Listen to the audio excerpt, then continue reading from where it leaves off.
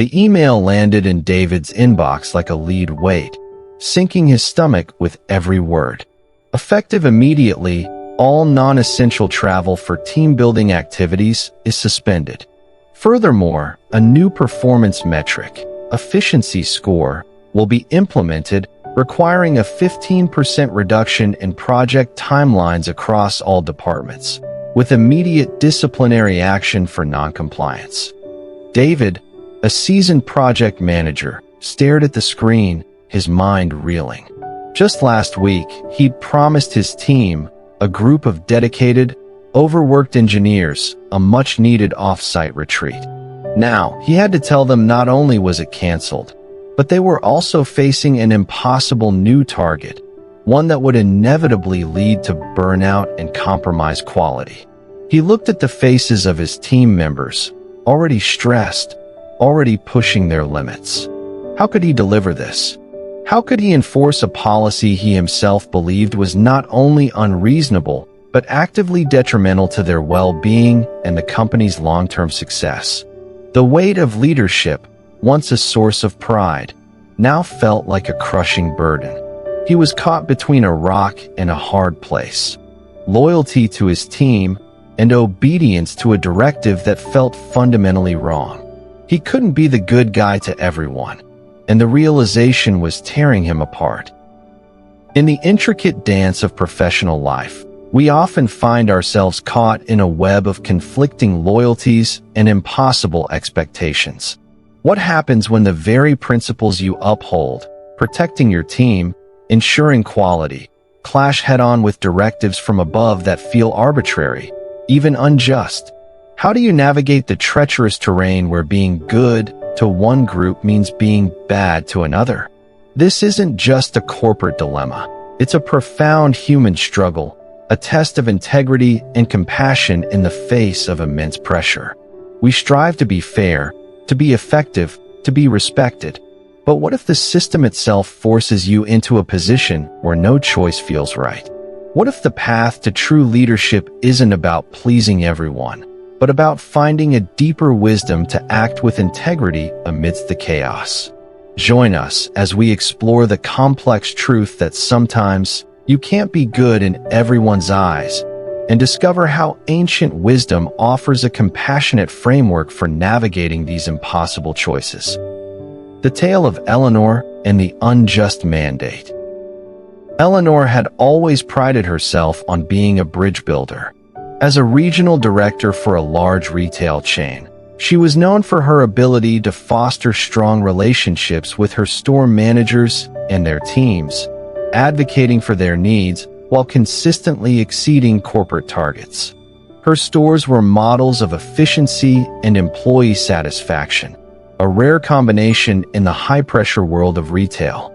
She believed in leading with empathy, understanding that a happy team was a productive team. Then came this Streamline initiative. A new, aggressive directive from headquarters demanded a 20% reduction in store staffing across the board, effective within 3 months, with no exceptions for high-performing regions. The stated goal was increased profitability, but Eleanor knew, deep down, it was a short-sighted move that would cripple morale, reduce customer service quality, and ultimately harm the brand. Her managers, many of whom had been with the company for decades, were devastated. They had built their teams, invested in their people, and now Eleanor was being asked to tell them to lay off a significant portion of their dedicated staff, many of whom were single parents or the sole providers for their families. Eleanor spent sleepless nights poring over spreadsheets, trying to find a way, any way, to mitigate the damage. She drafted impassioned memos to her superiors, detailing the potential negative impacts, proposing alternative solutions. Her pleas were met with polite but firm rejections. This is a corporate mandate, Eleanor. Your role is to implement it, not to question it. The pressure mounted. Her managers looked to her for answers, for protection. Her superiors demanded compliance. She felt like she was being pulled apart, her integrity stretched to its breaking point. She saw the fear in her employees' eyes, the disappointment in her manager's voices, and she felt the cold, unyielding hand of corporate policy pushing her to do something she knew was wrong. She couldn't protect everyone.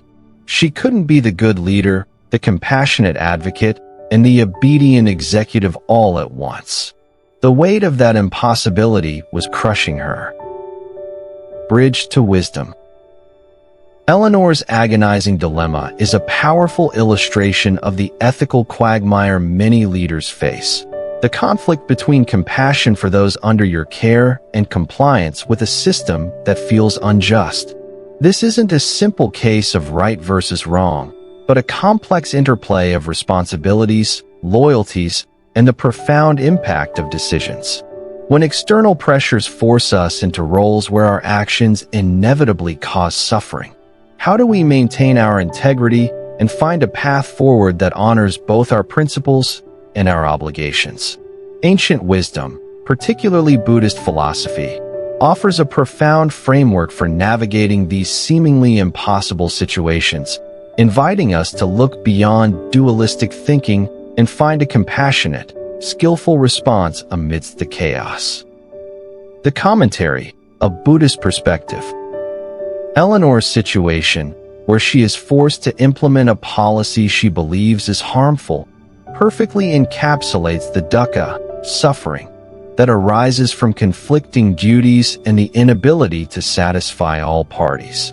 This is a form of existential dukkha rooted in avidya, ignorance, of the interconnectedness of actions and their consequences, and tanha, craving, clinging to the idea of being universally good or avoiding all forms of harm. The Four Noble Truths of Ethical Dilemmas. 1. The truth of suffering, dukkha. The suffering is evident in Eleanor's internal anguish, the distress of her employees, and the potential harm to the company's long-term health. This suffering arises from the conflict between her values, compassion, protection of team, and the corporate mandate, efficiency, profitability at all costs. It's the suffering of being caught in an impossible situation where any choice leads to some form of pain. 2. The truth of the origin of suffering, samadaya. The origin of this suffering lies not just in the external mandate, but in the clinging to the idea that one must be seen as good by everyone, and the craving for a perfect, conflict-free outcome. This craving is fueled by avidya, the ignorance of anicca, impermanence, and anatta, not self.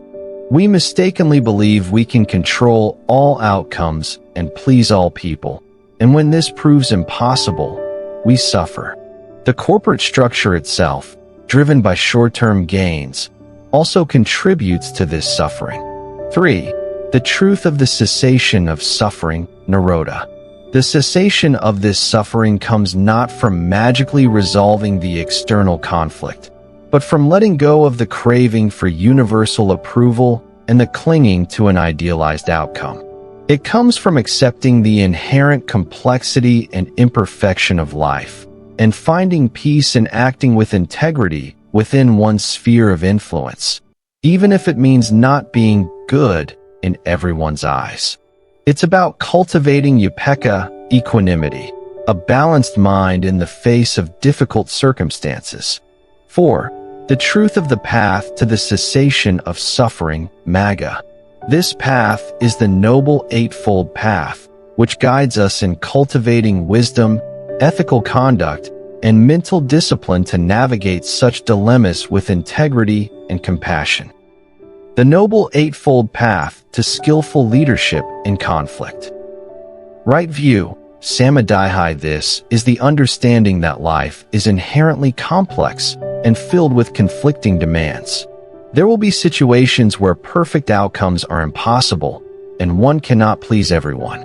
Right view helps Eleanor see that her worth is not defined by her ability to avoid all conflict or suffering, but by her intention and skillful action in the face of it. It's the understanding of interconnectedness, that her actions, even under duress, have ripple effects. Right intention. Sama Sakapa, instead of the intention to avoid blame or seek universal approval, the intention shifts to acting with compassion, wisdom, and a commitment to minimizing harm.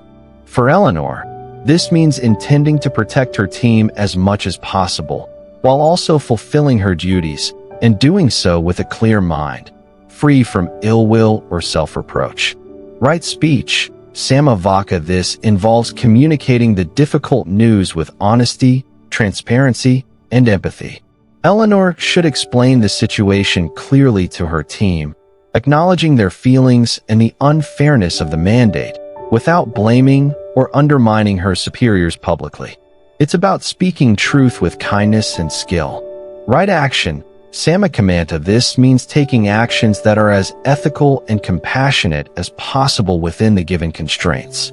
For Eleanor, this might involve exploring every possible loophole or alternative within the mandate, providing support and resources for affected employees, e.g., severance, job search assistance, documenting the negative impacts of the policy for future reference, without being overtly rebellious, continuing to advocate for her team's well-being through appropriate channels. Right livelihood. Sama Ajiva. This involves reflecting on whether her current role aligns with her deepest values. If the conflict becomes too great and persistent, right livelihood might prompt her to seek a role or organization where her ethical principles are more aligned with the company's practices. It's about ensuring one's work contributes to well-being, not suffering. Right effort. Samavayama. This is the effort to prevent unwholesome states like anger, despair, or resentment from overwhelming her, and to cultivate wholesome states like resilience, clarity, and compassion. It's the effort to maintain a balanced mind and to act skillfully, even when the situation is inherently difficult. Right mindfulness. Samasati. This is the practice of being fully present with the emotions and thoughts that arise during the dilemma without being consumed by them. Eleanor can observe her own frustration, her team's anger, and the corporate pressure without letting them dictate her actions. It allows her to respond thoughtfully rather than react impulsively. Right concentration. Sama Samadhi. Through sustained mindfulness and right effort, Eleanor can cultivate a calm and focused mind, enabling her to make clear, wise decisions even under duress. This allows her to see the situation with greater clarity, beyond the immediate emotional turmoil, and to identify the most skillful path forward. The way forward. Leading with integrity in an imperfect world. Navigating the complexities of leadership when you can't be good in everyone's eyes requires a profound inner strength and a commitment to skillful action. Here's how to lead with integrity in an imperfect world. 1. Accept imperfection. Recognize that perfect solutions are rare, especially in complex systems. Your goal isn't to eliminate all suffering, but to act with the purest intention to minimize harm and maximize well-being within your sphere of influence. 2. Practice radical honesty. With self and others, be honest about the limitations of your role and the realities of the situation. Communicate transparently with your team, acknowledging their pain and validating their feelings, even if you can't change the outcome. Be honest with yourself about your own emotional responses. 3. Focus on your sphere of influence. While you may not be able to change top-down policies, identify what you can control. Can you offer support? Can you advocate through different channels? Can you implement the policy in the most humane way possible? Direct your energy where it can make a difference.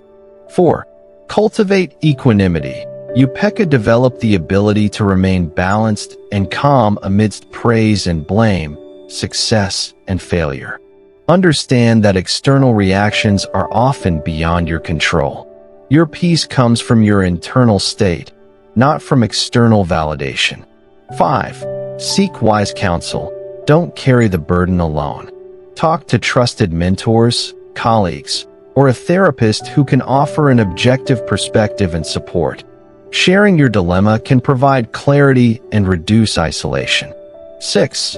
Prioritize self-care. The emotional toll of such dilemmas can be immense. Ensure you are practicing mindfulness, meditation, or other self-care routines to maintain your mental and emotional well-being. You cannot pour from an empty cup. In the crucible of conflicting loyalties, when the path of least resistance feels like a betrayal and the path of integrity promises only more conflict, what is the true measure of your leadership? When you cannot be good in everyone's eyes, what inner compass guides your choices? What if the greatest act of goodness isn't about pleasing all, but about standing firm in your values, even when it means walking a lonely path? The world often demands conformity, but true wisdom lies in discerning when to comply and when to compassionately resist, finding your own way to lead with heart in a world that often seems to lack one.